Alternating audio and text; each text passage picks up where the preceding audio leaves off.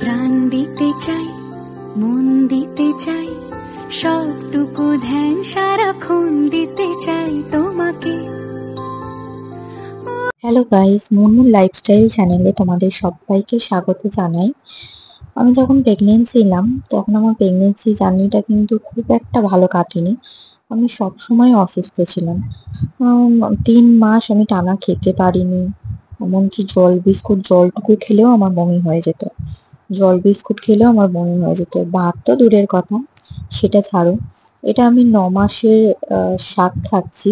যখন আমার বাপের বাড়ি থেকে আমার মা স্বাদ খাওয়ানো হয়ে গেছে, তখন আমার দিদি আমাকে আলাদা করে বাড়িতে ডেকে স্বাদ খাওয়াচ্ছে। ওর খুব ইচ্ছা আমাকে স্বাদ খাওয়াবে, সাজিয়ে গুছিয়ে আমি যা ভালোবাসি করি। আমাকে এখন আশীর্বাদ করছে ধান দুব্বো দিয়ে। আগে আশীর্বাদটা সেরে নিয়ে তারপর খাওয়া দাওয়া এটা করবে।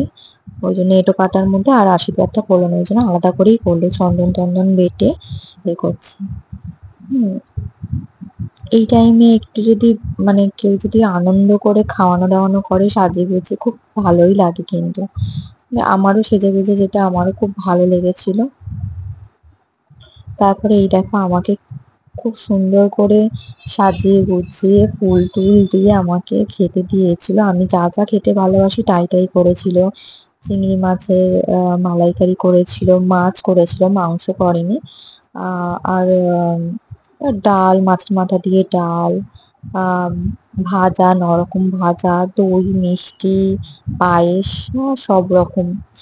এটা আমার একটা ওদের দিদা না ঠাকুমা হয়, আমাকে আশীর্বাদ করছিল। এটা আমার মাম্মি আমাকে আশীর্বাদ করার সময় আশীর্বাদ করছিল।